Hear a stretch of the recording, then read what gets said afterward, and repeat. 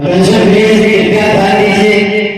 आपको मालूम है कि मुल्क हिंदुस्तान में वक्फ तरमीमी बिल एक बढ़ता हुआ मसला है जिसने मुसलमानों के लिए को हला कर रखा है।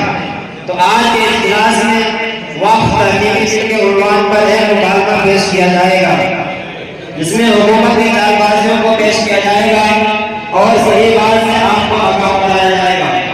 तो आइए आज मुकालमा आपके पेश खिदमत है। हमारी रवि पेपर चल रहा है, हमें ये तय करना है कि ये बिल जनता के तरीके से पेश किया जाए ताकि कोई विवाद न हो और हमारा असली साफ साफ पूरा। इसके लिए हमें क्या करना होगा? देखिए, इसके लिए हमें सबसे पहले सुनिश्चित करना होगा कि बिल ऐसा रखे जैसे सभी समुदाय लेकिन हमारा असली निशाना वक्त संपत्तियों की ताकत और उसका प्रभाव। आप क्या कहते हैं? मैं ये कहता हूँ कि वक्फ संपत्तियों को कमजोर करने के लिए हमें पारदर्शिता का नारा देना होगा।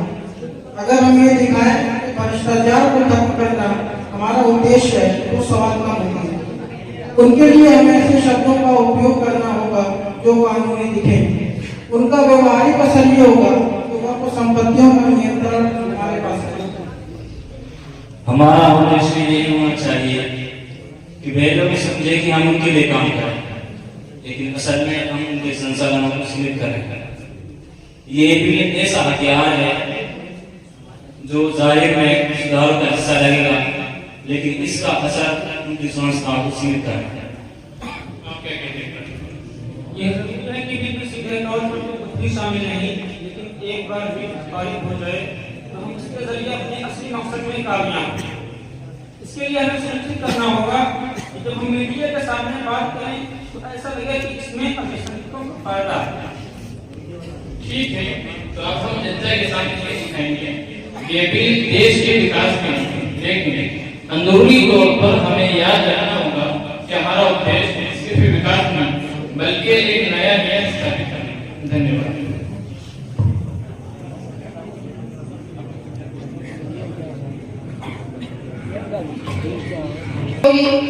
कि कल 4 दिसंबर बड़ों को मोदी जी ने सबके विकास के लिए एक मीटिंग बुलाई थी जिसमें वो कोई चिल्ला रहे थे। अब वो भी क्या है तो इसके लिए मोदी जी आज भी हमारे दरमियान मौजूद हैं।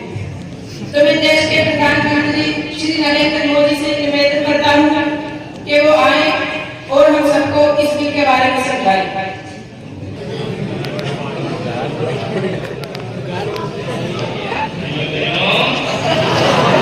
और मित्रों, आपको याद होगा हमने पहले भी कहा था कि सबका साथ, सबका विकास, सबका विश्वास। आज उसी का नतीजा सामने आ रहा है। आज मैं वक्फ संशोधन बिल लेकर आया हूं। ये बिल हमारे देश के लिए बहुत जरूरी है। ये बिल एक बड़ा बदलाव लेकर आएगा। अब कुछ लोग कह रहे हैं मोदी जी ये क्या नया कर दिया? अरे भाई, ये नया नहीं है, ये वही पुरानी बात है जिसे हम सबको मिलकर करना था।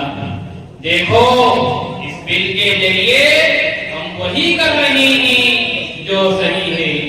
अब कुछ लोग कह रहे हैं ये तो हमारे लिए नहीं है। तो मैं कहता हूँ भाइयों, जो काम का नहीं है उसे छोड़ दो, जो सही है वही अपनाओ। ये बिल वही है जो गरीबों के हक में है, जो किसानों के लिए है, जो हर उस व्यक्ति के लिए है जिसे अपनी मेहनत का पूरा फल नहीं मिलता। दोस्तों, ये बिल किसी एक वर्ग के लिए नहीं है, ये तो हर किसी के लिए है। अब कुछ लोग कह रहे हैं कि इससे तो सब उल्टा हो जाएगा। तो मैं कहता हूँ, क्या तुमने कभी चाय में चीनी डाली है? कभी उसको घोलने में समय लगता है, लेकिन धीरे धीरे चाय का स्वाद ही बदल जाता है। इस बिल के साथ भी यही होगा। थोड़ा समय लगेगा, लेकिन इस बिल का फायदा वही लोग उठाएंगे जो इसे समझेंगे। साथियों, ये विरोधी हमेशा विरोध करते रहेंगे, ये तो इनका काम है। लेकिन याद रखना, अगर तुम सही रास्ते पर चलोगे तो कभी अपने आप को पीछे नहीं पाओगे। इस बिल का मतलब है हम सबका भला, हम सबका फायदा। भाइयों बहनों, इस बिल को समझो, इसे अपनाओ और साथ चलो। ये बिल हमारे देश की शक्ति है, ये हमारी ताकत है और इसे अब कोई रोक नहीं सकता। धन्यवाद।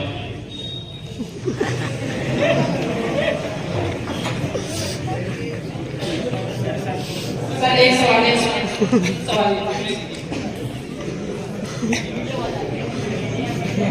सर, आपका संशोधन बिल खास तौर पर मुसलमानों की वक्फ जायदादों से मुताल्लिक है, लेकिन कुछ लोगों का कहना है कि बिल मुस्लिम कम्युनिटी के हुकूक को महदूद करता है, तो आपका इस पर क्या कहना है?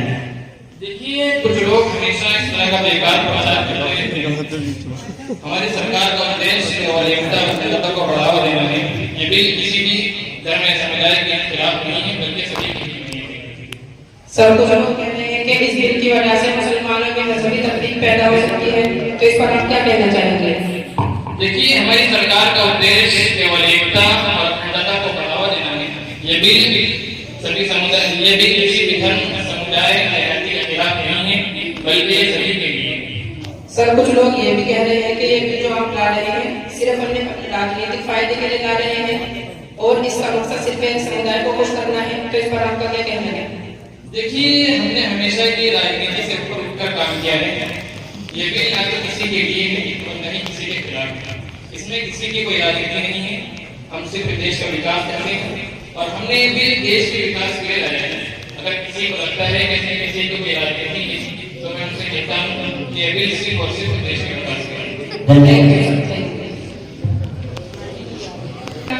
श्री नरेंद्र मोदी जी जो ये कह रहे थे कि हम जो ये बिल लाए हैं ये हिंदू मुस्लिम सिख ईसाई सबके फायदे के लिए है और किसी धार्मिक भेदभाव के लिए नहीं है।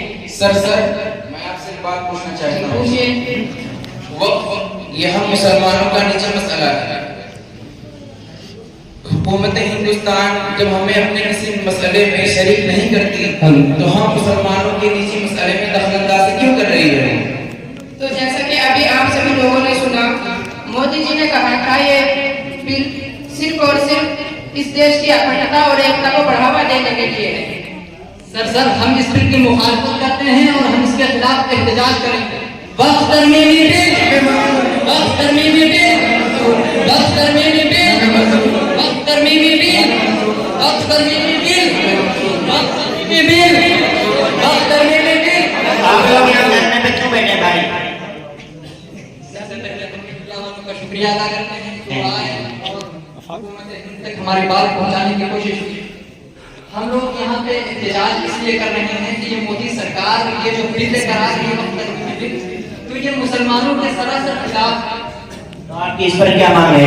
हमारी मांग यही है कि मोदी सरकार जल्द अज जल्द इस बिल को वापिस ले, जल्द अज जल्द। यही हमारी मांग है। वक्फ तरमीमी बिल, वक्फ तरमीमी बिल, वक्फ तरमीमी बिल, वक्फ तरमीमी बिल, वक्फ तरमीमी बिल।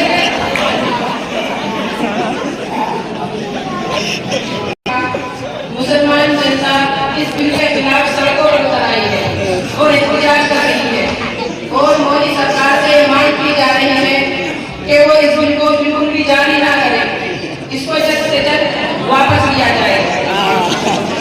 तो आइए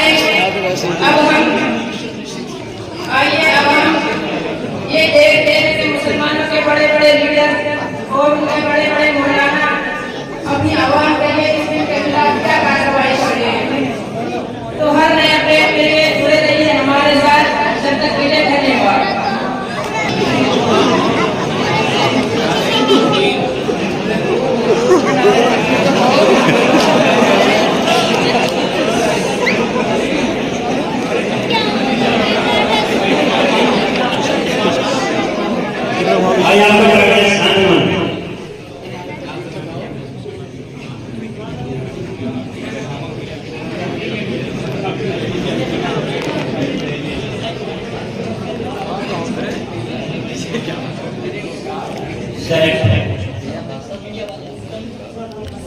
जैसा कि अभी मीटिंग इसमें क्या तय पाया जाए?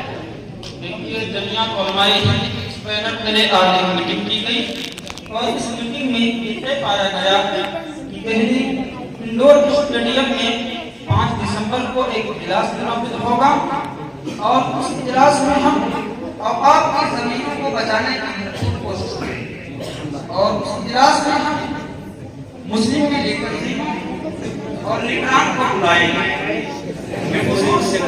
मदद मौलाना सैयद अरशद मदनी साहब और ऐसे ही लाखों का मजमा इकट्ठा करेंगे। अकाबिर अखलाक की फिक्रों में अमीन हजरत मौलाना सैयद अरशद मदनी साहब से दरख्वास्त करूंगा। मैं हजरत के बारे में एक शेर कहा करता हूँ, निशाने हजरत मदनी की अपने घर में निशाने हजरत मदनी की अपने घर में देखो, हुआ होते हैं तेरे आओ मेरे घर का देखो। हजरत खुदा फरमाएंगे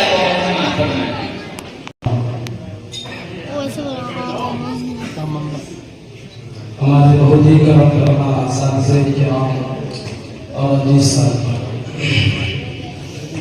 ये प्रोग्राम आपका है। आप अपने घरों से निकले हैं और भूखे हैं, प्यासे हैं और यहाँ मौजूद हैं।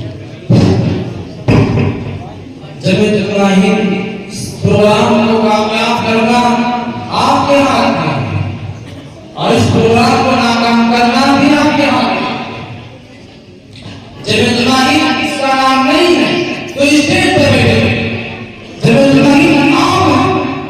आप हमारे ऊपर और आप हमारे साथ हैं तो हमारी आवाज में कुव्वत है, ताकत है। और आपका साथ नहीं तो कुछ नहीं बनेगा। मेरे दोस्तों, मेरा जिस्म कितना बड़ा है, कितना खुश है, मैं उसको बता नहीं सकता। अल्लाह का करम है, उसका एहसान है। आप आके हैं कि एक ही आवाज पर सब के सब खड़े हो गए, यहाँ आकर बैठ गए।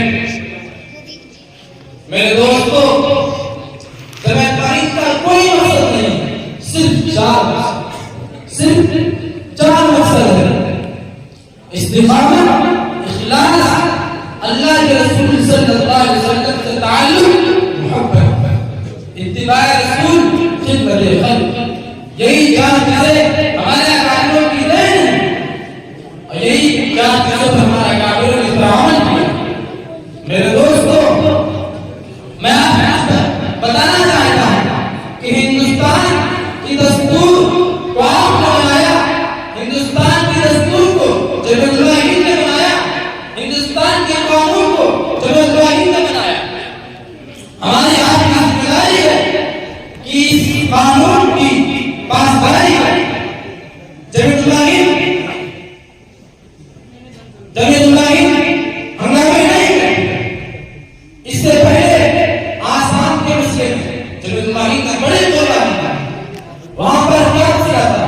हम सब के अकाबिर उलमाए देवबंद ने सैयद हुसैन मदनी रहमतुल्लाह अलैह और हमारे फरमान साहब रहमतुल्लाह अलैह विलाय मिल्लत सैयद मदनी आसाद मदनी रहमतुल्लाह अलैह ने सन 52 में आसाम के अंदर जंग शुरू की। 45 लाख तकरीबन शहरियत का मसला था आसाम के। कितने? 45 लाख तकरीबन के जमीयत इब्राहिम ने इसको प्रधानी को अंजाम दिया। मेरे दोस्तों, आज हाल क्या है कि हमारे अकाबिर महफूज नहीं, आज देवबंदी महफूज नहीं, अहले हदीस महफूज नहीं। मेरे दोस्तों, आज कुव्वत के साथ, मजबूती के साथ फैसला करो। जो तुम्हारे साथ खड़ा होगा तुम उसके लिए खड़े हो, बोलो उसके साथ खड़े हो। किसी की ताकत की क़यादत काम नहीं है किसी की। जमीयत इब्राहिम ने हमेशा, आप लोग मेरे दोस्तों, आप समझते होंगे कि वक्त की बिल में जमीयत इब्राहिम तो कोई विकार नहीं। जमीयत इब्राहिम 1923 से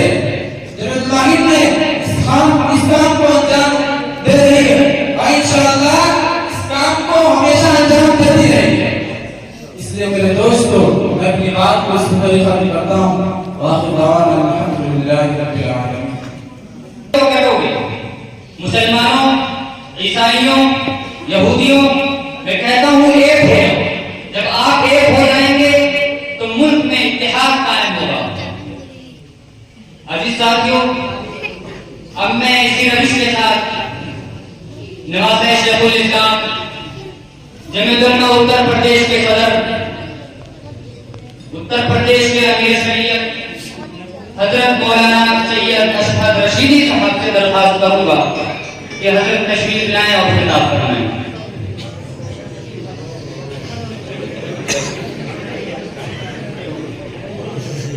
अरे यहीं कर दो।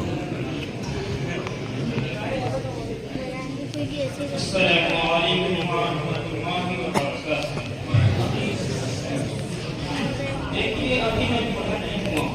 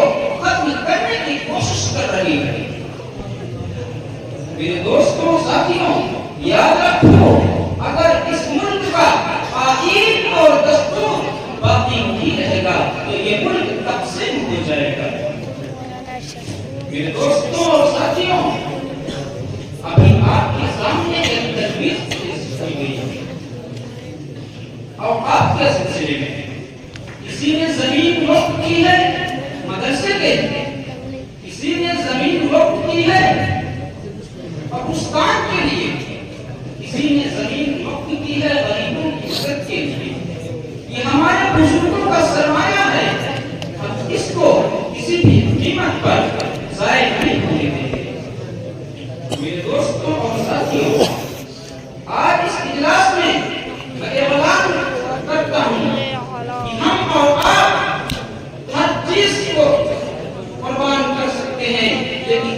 दीन और ईमान को कभी बर्बाद नहीं कर सकते। मेरे दोस्तों और साथियों, हमको और आपको बस एक ही नारा देना है, अरशद मदनी कदम बढ़ाओ, हम तुम्हारे साथ हैं, अरशद मदनी कदम बढ़ाओ, हम तुम्हारे साथ हैं, अरशद मदनी कदम बढ़ाओ। हम तुम्हारे साथ हैं। जज़ाकल्लाह तक़ब्बलल्लाह। इस शेर के साथ हज़रत मदनी की खिदमत में पेश करता हूँ। इलाही ये तेरे बुलंद अरशद मदनी कदम बढ़ाओ, इलाही ये तेरे बुलंद बंदे, इलाही ये तेरे बुलंद बंदे, जिन्हें तूने बख्शा है ज़ोक़ खुदाई, दोनी होकर से दरिया बनाया, सिमट कर पहाड़ की है बसर। अरशद मदनी कदम बढ़ाओ, अरशद मदनी कदम बढ़ाओ।